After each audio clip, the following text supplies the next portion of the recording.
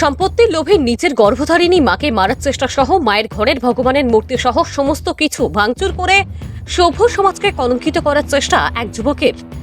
জানা গেছে, পূর্ব আগরতলা থানার অন্তর্গত উত্তর যোগেন্দ্রনগর নবোদয় পাড়া এলাকার হেমেন্দ্র দেবনাথের মৃত্যুর পর ওনার স্ত্রী অঞ্জুরানী দেবনাথ স্বামীর সম্পত্তিকে আঁকড়ে ধরে জীবনযাপন করছেন।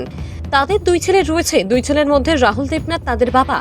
হেমেন্দ্র দেবনাথ থাকাকালীন সময়ে তার নামে সমস্ত সম্পত্তি লিখে দিতে বাড়িতে প্রায় ঝামেলার সৃষ্টি করত। গত 5 বছর আগে পিতার মৃত্যুর পর রাহুল দেবনাথ তার মা অঞ্জুরানী দেবনাথকে সমস্ত সম্পত্তি লিখে দিতে বিভিন্নভাবে চাপ সৃষ্টি সহ মারধরও, ঘরের আসবাবপত্র ভাঙচুর করেছে বলে অভিযোগ।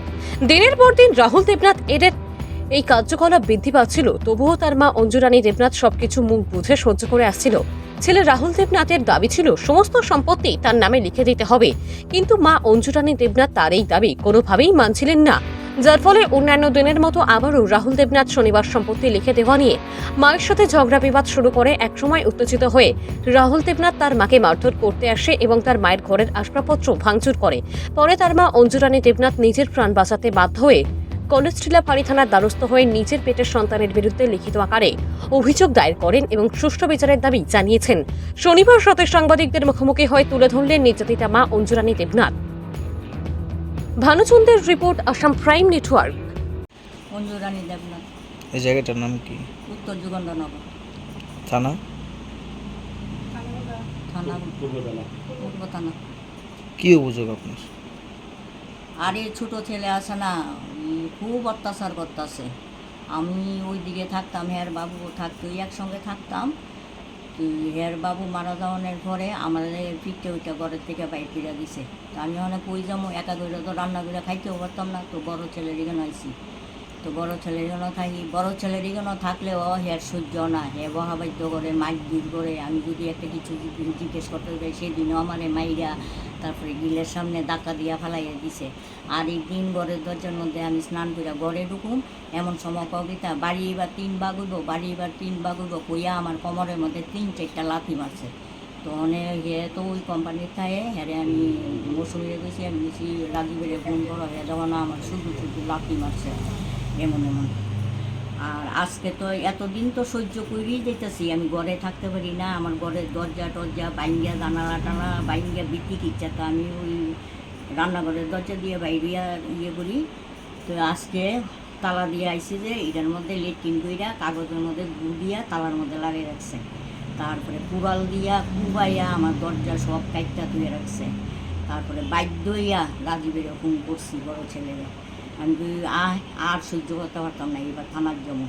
এরপরে থানার গেলাম, থানার তারা আইলো, আয়া সেটা আমারে জিজ্ঞেস করে ছেলে কই। আমি কই ছেলে তো হেদিকে, ওখানে কও কী করতাম, ওখানে কও কী করতাম। আমি কই কীটা করুম, আপনারা তো আইনের লোক, অনেকের একটা ব্যবস্থা করেন। আইন আমরা হাতে আইন নিছি না, রাজীবেরও বলছি হাতে আইন নিস না, আইনের সাহায্য নে। তুই হাতে আইন নিবি, একটা কোনো কিছু হইলে তোরে দুইটা নিব, তো আইনের সাহায্য নে। তো বাধ্যই আজকে গেছি, তো তারা সন্ধ্যার সময় আইলো, আইসে পরে আমারে জিজ্ঞেস করে দারোগা ওখানে কি করতাম, ওখানে কি করতাম। আমি কই কীটা করবেন, আপনারা তো আইনের লোক, আপনারা কি করবেন, আপনারা একটা কিছু করেন। আমি তো অসহায় হইয়া গেছি, আমি তো কোনো রাস্তা দেখতেছি না। এ তো এইরকম করতেছে, মানে কুড়াল লইয়া আমারে মারতো আইয়ে। এরপরে আমারে মারতে পারে না, পরে দরজা টরজা সব কুবাইয়া ফেলাই দিছে। এরপরে কোন আউটপোস্টে আপনারা কমপ্লেন করছেন? কোন আউটপোস্টে কমপ্লেনটা করছেন? ওই তো কলেজ টিলা। এরপরে দিয়া ওখানে কি করতাম কও, ওখানে কি করতাম। আমি কই দইরা লইয়া দামটা, আমার আর ওখানে মায়া দয়া নাই শরীর, হেরে দইরা লইয়া দামটা। এরপরে গেল হের বড় গিয়া তো হে বাগিয়া গেল গা। এরপরে দরজা দেখলো, দেখে টেকে আমি কই আজকে আপনারা না পারেন, কাল কইলো হেরে দইরা নেন, ওয়ারিং বাই করেন। এরপরে গেছে, আমি কই আপনারা গীতা কাজ শেষ, কোনো শব্দ হইতে পারছে না।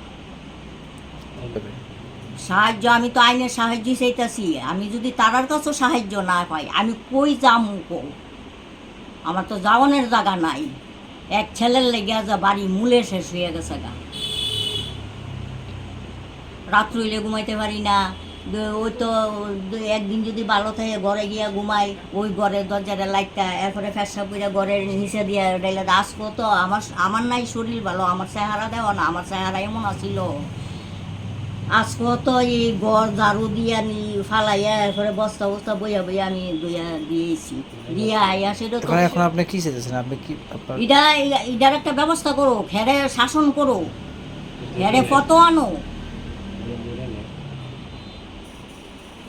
না হইলে তো উপায় নাই।